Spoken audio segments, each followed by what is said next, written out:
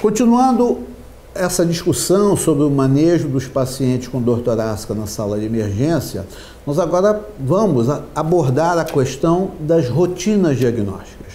Como que nós procedemos, sejamos cardiologistas, clínicos, gastroenterologistas, endocrinologistas e até mesmo cirurgiões dentro da sala de emergência? Nós precisamos ter rotinas diagnósticas. Todo paciente que chega na sala de emergência é um paciente potencialmente em risco de vir morrer num prazo relativamente curto se a sua doença não for identificada rapidamente e ele não for tratado de forma apropriada. E para isso, algumas coisas são necessárias dentro dessa rotina diagnóstica. A primeira delas é a velha história clínica e o exame físico do paciente. A história é extremamente importante para identificar a doença coronária aguda, porque a dor torácica na síndrome coronariana aguda tem características muito próprias e que são completamente diferentes, por exemplo, da dor torácica causada por um espasmo de esôfago ou por uma doença péptica ou por uma colilitíase aguda, de forma que é necessário gastar alguns minutos e fazer uma anamnese bem dirigida para se identificar estes pacientes. O exame físico também pode fornecer subsídios importantes, não na doença coronária aguda, porque não existem sinais clínicos muito típicos para esse diagnóstico, mas nos pacientes, por exemplo, com uma dissecção aguda da aorta, nós podemos encontrar diferença de pressão arterial entre os membros superiores ou entre os membros superiores e os membros inferiores. Podemos encontrar na embolia pulmonar sinais de hipertensão arterial pulmonar com insuficiência ventricular direita.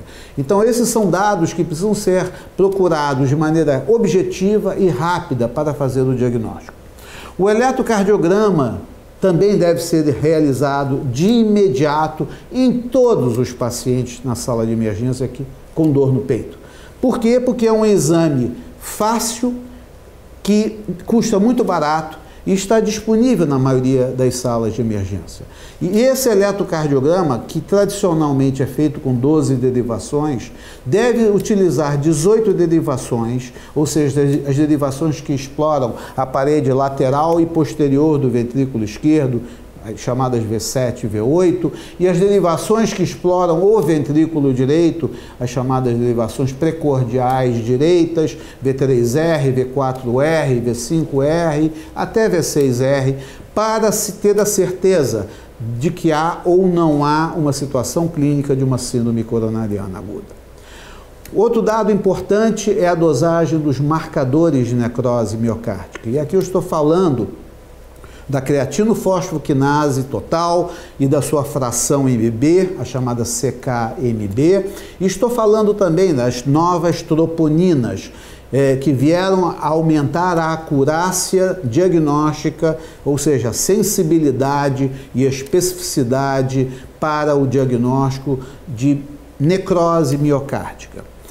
Se houver disponibilidade, um ecocardiograma é sempre bem-vindo, porque ajuda a fazer o diagnóstico diferencial também entre a síndrome coronariana aguda, a embolia pulmonar e a dissecção aguda da aorta. Há que também ter dentro da rotina diagnóstica o teste ergométrico. A maioria das salas de emergência não possuem testes ergométricos disponíveis, mas se a sala de emergência estiver dentro de uma instituição, é possível que este paciente possa realizar um teste ergométrico na manhã seguinte, antes de ser liberado da sala de emergência.